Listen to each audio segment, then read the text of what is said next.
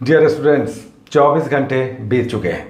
इन 24 घंटों में आपको तीन तीन क्वेश्चंस दिए गए थे लिखने के लिए, जिसमें से 2 क्वेश्चंस जनरल स्टडीज़ वालों के लिए थे और उम्मीद है हमें कि कम से कम एक क्वेश्चन आपने इस पर लिखा होगा। हमने कल कहा था आपको कि जनरल स्टडीज़ में किस तरह की आंसर राइटिंग आपको करना चाहिए और जो आपकी कॉपी को जांचते हैं वो इन आंसर्स में क्या देखते हैं। आज हम आपको एक स्टूडेंट का मेंस में लिखा हुआ क्वेश्चन हम आपको दिखा रहे हैं जो उसने आरटीआई के तहत मंगाया था। ये हमारे परिचित थे, बहुत इंटेलिजेंट नहीं थे, मीडियोकर स्टूडेंट थे, लेकिन अच्छे, मेहनती, लेबोरियस थे और समझबूझ वाले थे। आंसर राइटिंग में ये ठीक ठाक इनके आंसर्स होते थे।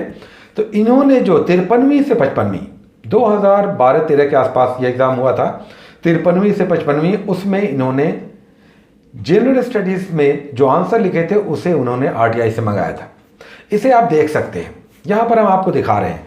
ये देखिए, प्लेन पेपर पर एक तो पहली बात है लिखना होता है, जिसमें साइड में छोड़े हुए जगह होते हैं।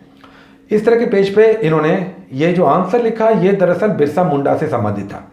उस साल बिरसा मुंडा पे आया था, उसके बाद वीर कुंवर सिंह पे आया था। तो क्वेश्चन इस तरह के आ रहे थे। बिरसा मुंडा पे इन्होंने जो लिखा था उसे आप देख सकते हैं। हैंडराइटिंग इनकी बुरी नहीं थी, लेकिन देखिए मेंस में इन्होंने लिखा तो काफ़ी आड़े तिरछे दिख रहे हैं।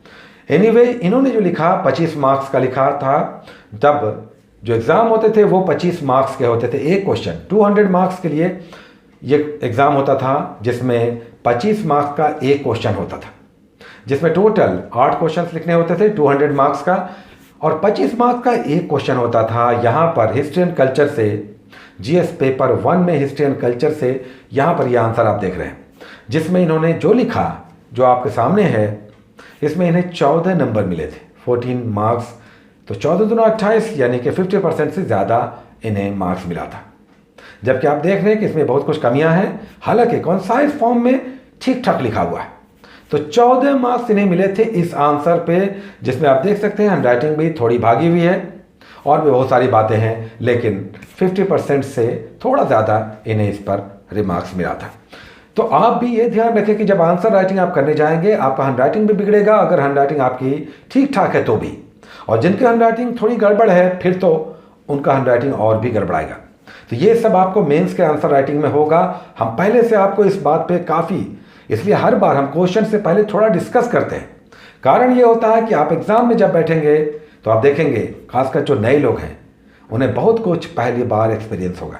तो आप ये सब दिमाग में रख कर जाएं कि आंसर राइटिंग करेंगे, हैंडराइटिंग बिगड़ेगी, साथ ही टाइम कम मिलेगा, आप लिखना चाहेंगे कुछ, लिखा जाएगा कुछ, ये सब होगा। तो इसके लिए आप तैयार रहें।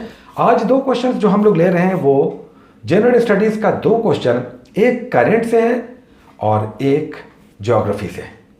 करंट से क्वेश्चन सोशल मीडिया है, काफ़ी खबरों में है सोशल मीडिया। तो आज जो सोशल मीडिया पर क्वेश्चन है वो इस तरह से है। सोशल मीडिया के प्रसार और भारतीय जीवन पर पड़ने वाले इसके प्रभावों की चर्चा करें।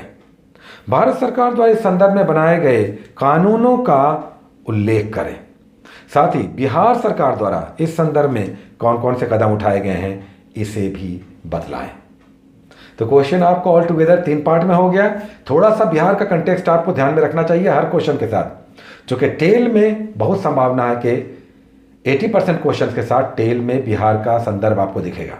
तो इस 3 पार्ट में आप करें। एक, सोशल मीडिया का प्रसार किस तरह से हो रहा, किन किन रूपों में सोशल मीडिया हमें दिखाई दे रहा है, तो ये सब आप दें। जो भी व्हाट्सएप है या गूगल है या फिर यूट्यूब, सब कुछ आप समझ रहे हैं। आजकल सोशल मीडिया बहुत पॉपुलर है और ये हमारे जीवन का अंग बन चुका है। उसके बाद इसका जीवन पर किस तरह से प्रभाव है। याद रखें, जब आप इम्पैक्ट लिख रहे हैं तो इम्पैक्ट पॉजिटिव भी है और नेगेटिव भी है। हालांकि नेगेटिव का पोर्शन ज़्यादा है, लेकिन पॉजिटिव इम्पैक्ट भी है, आपको दोनों समझ कर लिखना है। उसके बाद भारत सरकार की कौन कौन सी इस पर नीतियाँ या कानून आए, और बिहार के कंटेक्स्ट में जो बड़ा मुश्किल होगा, बिहार के कंटेक्स्ट में आंसर खोजना एक डिफ़िकल्ट कार्य है, क्योंकि मैगजीन्स ना तो बेटर हैं, ना ही इससे संबंधित आर्टिकल्स जल्दी आसानी से दिखते हैं। और इसीलिए यहाँ पर कोचिंग संस्थान की भूमिका महत्वपूर्ण हो जाती है, क्योंकि वहाँ पर जो एक्सपर्ट्स होते हैं, टीचर्स होते हैं, वो पढ़कर आते हैं, कलेक्ट करके आते हैं इन्फॉर्मेशन और हमें बताते हैं। तो ये एक हेल्प हो जाता है। मैगजीन्स मार्केट में इस तरह के जल्दी नहीं मिलते। अब आप जब इसी से संबंधित बिहार का कंटेक्स्ट खोजेंगे तो मार्केट में ये नहीं मिलेगा। अब या तो आप यूट्यूब पे जाएं, इंटरनेट पे जाएं, या आप कोचिंग में आप जा रहे हैं तो अपने सीनियर से इस पर डिस्कस करेंगे। ये तो एक क्वेश्चन हो गया। अब आइए आज का दूसरा क्वेश्चन जो हम लोग कर रहे हैं वो ज्योग्राफी से है, यानी जीएस पेपर 2 से, सेक्शन 2 से। और ये ज्योग्राफी का क्वेश्चन भारतीय कृषि एग्रीकल्चर से रिलेटेड है, पीजेंट्स किसानों से रिलेटेड है। हालांकि हम जान रहे हैं कि 63वीं में किसानों की समस्या से संबंधित क्वेश्चन आ चुका है, लेकिन ये भारत सरकार की नई घोषणा है, तो ये रेलेवेंट हो जाता है। ये क्वेश्चन है कि 2022 तक भारतीय किसानों की आय दोगुना करने से संबंधित सरकारी नीतियों का उल्लेख करें। इस संदर्भ में आप कौन कौन से उपाय समझाएंगे, विस्तार पूर्वक बतलाएं।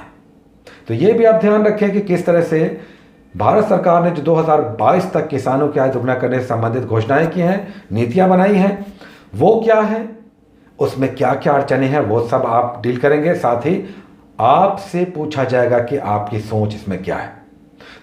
तो ये काफ़ी चैलेंजिंग है, इस पर आपकी भी राय ली जाएगी।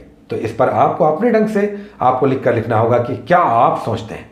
तो इस तरह से आप लिखेंगे क्वेश्चन। टोटल 2 क्वेश्चन हो चुके हैं, इसे आप कंप्लीट करें 24 घंटे के अंदर। कल हम लोग फिर से 2 नए क्वेश्चन के साथ आएंगे और होपफुली कुछ डेवलपमेंट भी दिखाई देगा। Take care.